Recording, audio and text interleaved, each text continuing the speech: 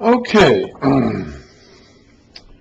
Chapter 13, Matthew 13. This is going to be a section of parables, and most of these parables are going to be are going to reflect some aspect of, or paint some kind of picture about the way different kinds of people respond to Jesus.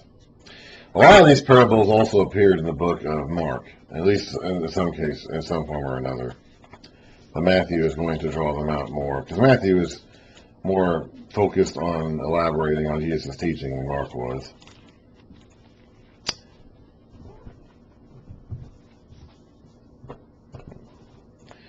That same day, so the same day his mother and brothers came to him, apparently, Jesus went out of the house, I guess he was in the house, I don't know, and sat by the lake. Excuse me. Such large crowds gathered around him that he got into a boat and sat in it, while all the people stood on the shore. Then he told them many things in parables. So he would have been sitting on the lake a little ways out from shore, and the lake would have been amplifying his voice and making it sound like a natural amphitheater as he was speaking. Then he told them many things in parables, saying, a farmer went out to sow his seed. As he was scattering the seed, some of the seed fell along the path. That would have been the hard, rocky ground where people walked. And the birds came and ate it up.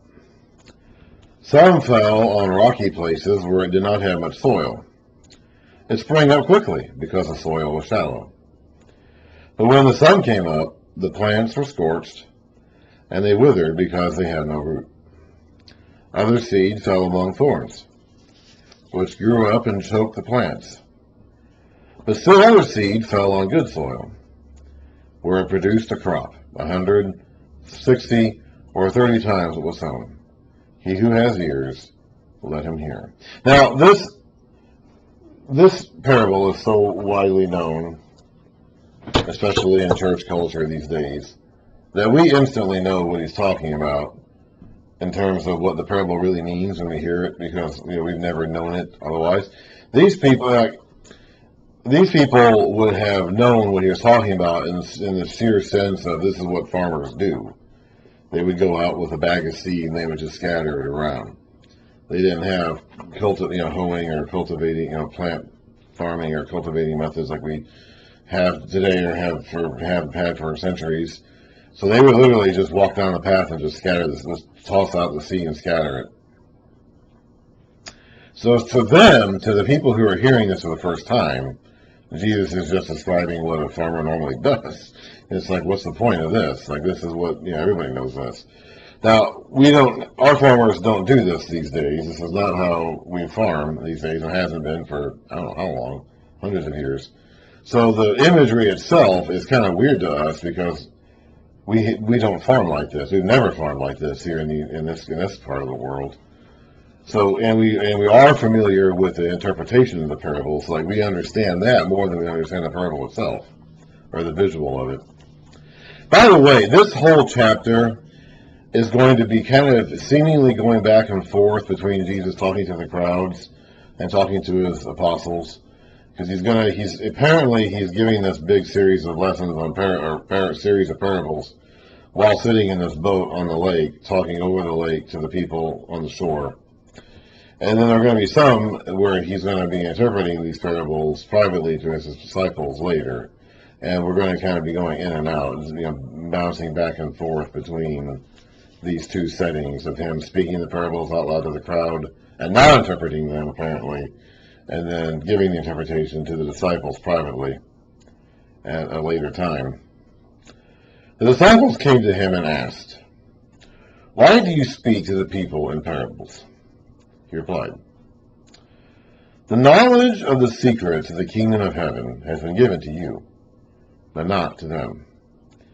Whoever has will be given more, and he will have an abundance. Whoever does not have, even what he has will be taken from him. This is why I speak to them in parables.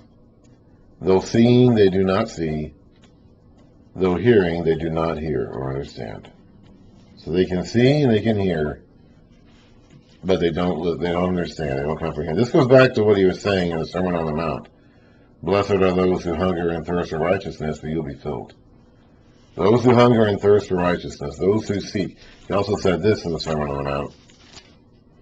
Ask and it will be given to you, seek and you'll find, knock and the gate, the door will be open to you. For anyone who asks or sees, he who seeks finds, and to him who knocks the door will be open at the gate. And he's talking about the kingdom there. So anyone who wants to get into the kingdom can be let into the kingdom. There's no barrier or an inhibition to entry except for your own willingness to enter. And these parables are meant to obscure the truth so that those who want to enter are the ones who continue to pursue it. If you hear it and don't care about it or don't want to enter, then you're just going to walk away and be confused and go about your day.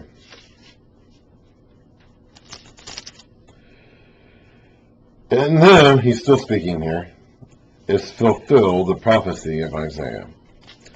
You'll be ever hearing, but never understanding. You'll be ever seeing, but never perceiving. So you'll hear and see, but you won't get it. It'll go right through your head. It'll run in one ear and out the other. It'll just bounce right off of you. For this people's heart has become calloused, and they hardly hear with their ears, and they have closed their eyes.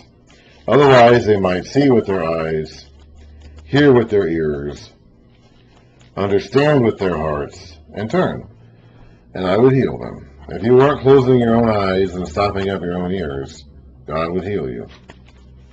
That comes in the beginning of Isaiah, the account of his call in Isaiah chapter 6.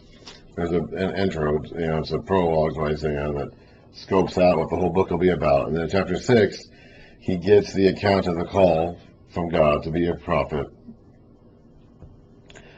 He's in the temple, he sees a vision. Chapter 6, verse 8, I heard the voice of the Lord saying, whom shall I send? And who will go for us? And I said, here am I, send me. And he said, go and tell this people. Be ever hearing, but never understanding. Be ever seeing, but never perceiving. Make the hearts of this people calloused. Make their ears dull, and close their eyes. Otherwise, they might see with their eyes, hear with their ears, understand with their hearts, and turn and be healed. And then I said, for how long, O Lord? So he's going to have to talk to people who are not going to listen to what he's saying. But for how long? Willfully not going to listen to what he's saying. They'll hear it, but they will refuse to listen. And he answered, until the cities lie ruined and without inhabitant, until the houses are left deserted, and the fields ruined and ravaged, until the Lord has sent everyone far away, and the land is utterly forsaken. Now that refers specifically to the return to the exile that's going to happen at the hands of Assyria and Babylon. But a similar thing happens here too. These people are going to continue to stop up their ears and close their eyes until disaster comes on them, because that's just what human beings do. That is simply what human beings do. And we're seeing it happen everywhere we look today too, very plainly, very obviously, more so than any other time in my life.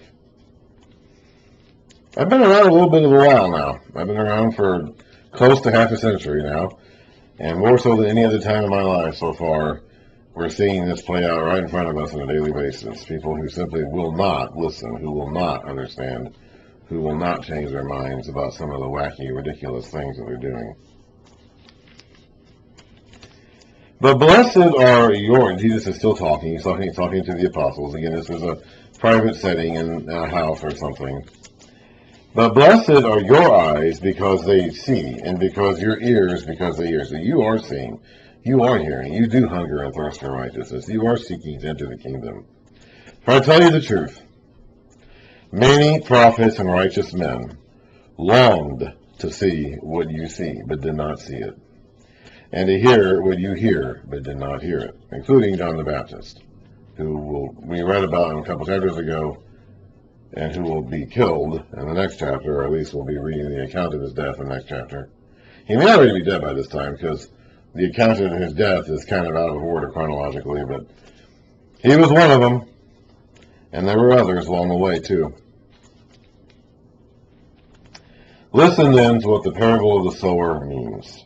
They didn't actually ask about this, according to Matthew at least. They just asked why he spoke in parables. So he answered that, and now he's going to reveal what this particular parable means. Listen then to what the parable of the sower means.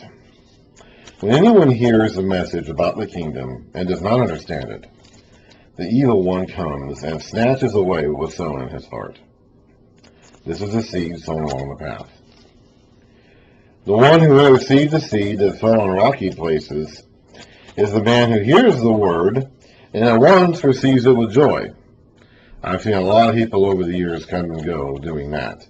They hear it, they respond positively to it.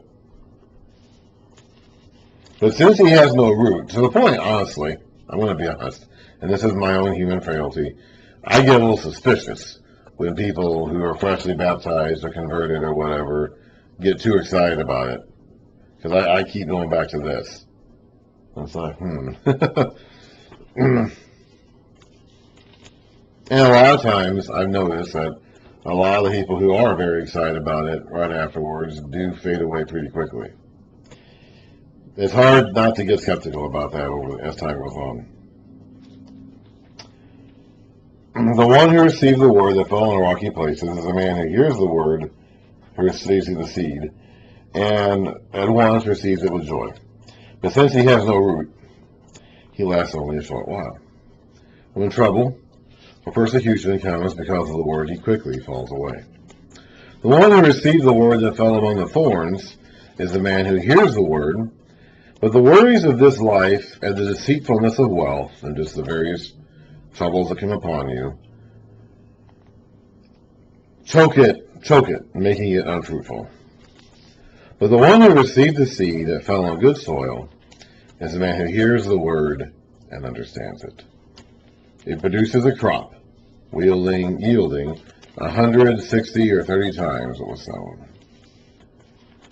You just told them another parable. The kingdom of heaven is like a man who sowed good seed in his field. But while everyone was sleeping, his enemy came and sowed weeds among the wheat and went away. There's a specific kind of wheat he's probably talking about here that looks a lot like wheat, but it's poisonous when it fully grows. When the wheat sprouted and formed heads, then the weeds also appeared. The owner's servants came to him and said, "Sir, didn't you sow good seed in your field? Where then did these weeds come from?" "An enemy did this," he replied. The servants asked him, "Do you want us to go and pull them up?" "No," he answered, "because while you are pulling the weeds, you may root up the wheat with them," because their root systems get entangled with each other. "Let them both grow together until the harvest. At that time, I will tell the harvesters, first collect the weeds and tie them in bundles to be burned, and then gather the wheat and bring it into my barn." I will read about the interpretation of this later. I don't need to get into that right now because Jesus himself will provide the interpretation in a little bit. He told them another parable. The kingdom of heaven is like a mustard seed. Now, that one we just read, I don't believe was in Mark. The one about the weeds and the wheat and the wheat and the weeds.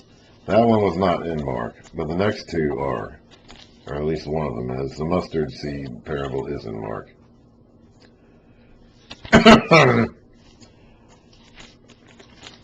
He told them another parable. The kingdom of heaven is like a mustard seed, which a man took and planted in his field. Though it is the smallest of all your seeds, yet when it grows, it is the largest of garden plants and becomes a tree, so that the birds of the air can come and perch in its branches. He told them still another parable. The kingdom of heaven is like yeast that a woman took and mixed into a large amount of flour until it worked all through the dough. So it's going to start off small, but it's going to grow and cover the whole earth. That's basically what we read about in the book of Daniel, when Daniel interpreted Nebuchadnezzar's dream for him in Daniel chapter 2. Then Nebuchadnezzar has this dream of this magnificent statue, and then at the end of the dream, it gets smashed by a rock, which then grows to cover the entire earth. And Daniel interprets the dream, and he interprets the statue as representing both Babylon itself, the kingdom in control at that time, and the various kingdoms that would come after it. And then the rock that smashes it is the kingdom of God's kingdom that will grow and fill the whole earth. Daniel chapter 2. He talks about the king, the dream and all that, and he talks about the statue. Verse 34, while you were watching, looking at the statue in his dream, a rock was cut out, but not by human hands. It struck the statue on the feet of iron and clay and smashed them. And the whole statue was broken to pieces and became like chaff on the threshing floor. The wind swept them away without leaving a trace. But the rock that struck the statue became a huge mountain and filled the whole earth. And the interpretation of that was the whole thing about the kingdoms. Verse 44, in the time of that last kingdom, the Roman kingdom, which exists right now in Jesus' day, the God of heaven will set up a kingdom that will never be destroyed, nor will it be left to another people. It will crush all those kingdoms and bring them to an end, but it will itself endure forever.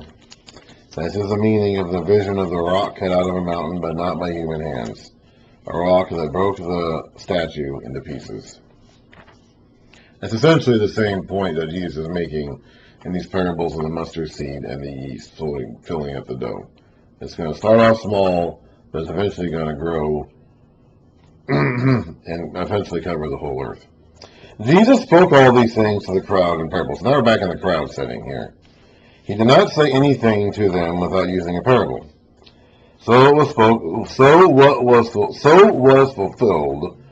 was spoken through the prophet.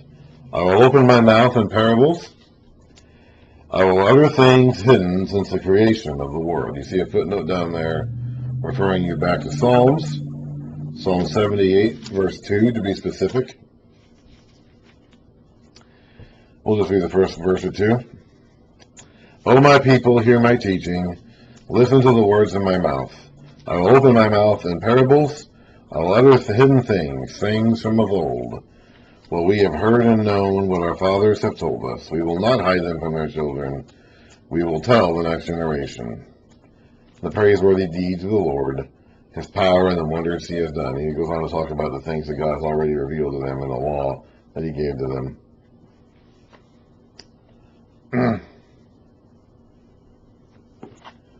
So once again, equating Jesus to a new lawgiver, a new teacher. Then he left the crowd and went inside the house. He's kind of gone back and forth a couple times already, so this scene is kind of going back and forth between his public teaching and his private instruction to the disciples.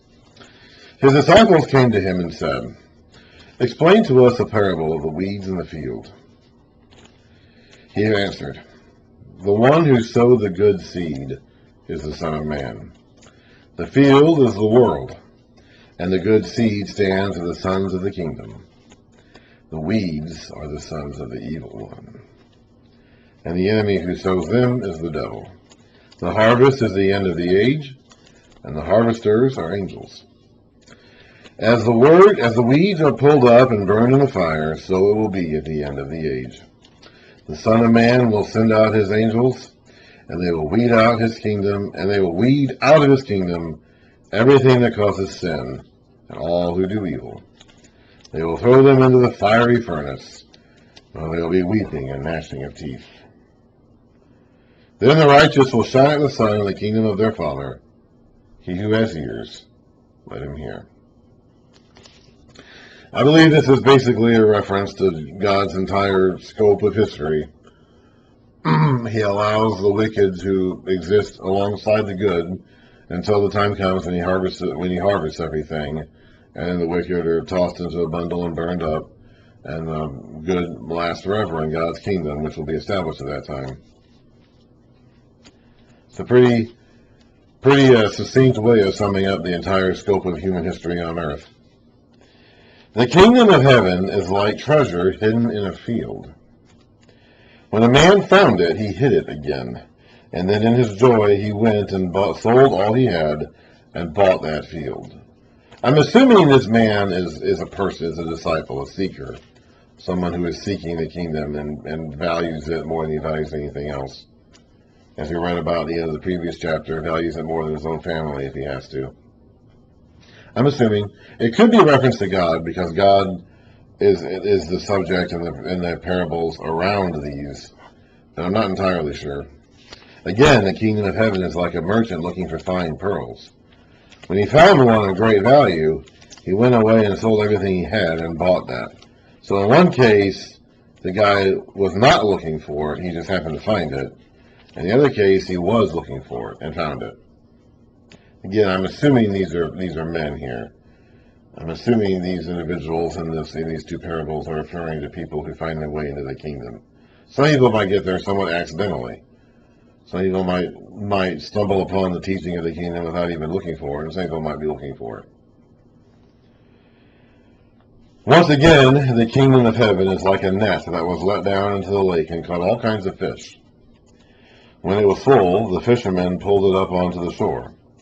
Then they sat down and collected the good fish in baskets, but threw the rest away, or threw the bad away. This is how it will be at the end of the age.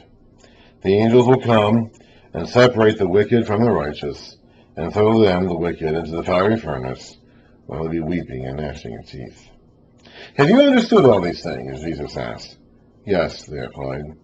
He said to them, Therefore, every teacher of the law who has been instructed about the kingdom of heaven is like the owner of a house who brings out of his storeroom new treasures as well as old. So the apostles now can be teachers. Not only they understand these parables, they can teach new things in addition to the old things. They will teach the old things. They will. They will teach the old scriptures. They know the old scriptures. When they go on the road and hit the synagogues and teach to people, they will teach all the old scriptures. But they're going to teach new things too. New things that they get from Jesus. When Jesus had finished these parables, he moved on from there. Coming to his hometown, he began teaching the people in their synagogue, and they were amazed. Where did this man get this wisdom and these miraculous powers? They asked. Isn't this the carpenter's son? Isn't his mother's name Mary? And are his brothers James, Joseph, Simon, and Judas? Aren't all his sisters with us? Where, then, did this man get all these things? This guy can't know all this. He's just a woodworker or a stone worker. He makes chairs. He makes yokes. How does he know all this stuff? And they took offense at him. But Jesus said to them, Only in his hometown and in his own house is a prophet without honor. By the way, this is Nazareth. This is where he grew up. He's living now in Capernaum. I think he moved in with Peter when his ministry started. Several of the apostles apparently lived in Capernaum. Peter and Andrew did. It seems as though James and John did. And apparently Matthew the tax collector was based there too. Jesus apparently moved in with Peter when he began his adult ministry. But he grew up in Nazareth, so he's back in Nazareth for this. But Jesus said to them, Only in his hometown and in his own house is a prophet without honor. And he do not do many miracles there because of their lack of faith. Now Mark, when he records that, says that he could not do many miracles there. Let's take a look and see how they say this.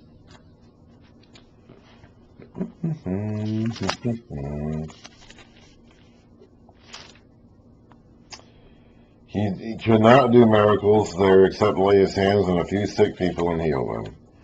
And he was amazed at their lack of faith. So Matthew explains that a little bit more appropriately in the sense that it's the people's lack of faith that was holding Jesus back. The one thing that does hold God back, two things really. He does self-limit himself. He does limit himself sometimes in the expression of his faith. He could just wipe us all out. And he did do that with the flood. Okay? He could do that. And he gave it, and Jesus explained with a couple of these parables here in Matthew 13 why he doesn't do that. So he limits himself to some degree. He holds back on his own power at times. And the other thing that limits him is people's willingness to cooperate with him. He wants to work with people. He wants to partner. He wants humans to be his partners in his project to subdue the cosmos. But he won't force anybody.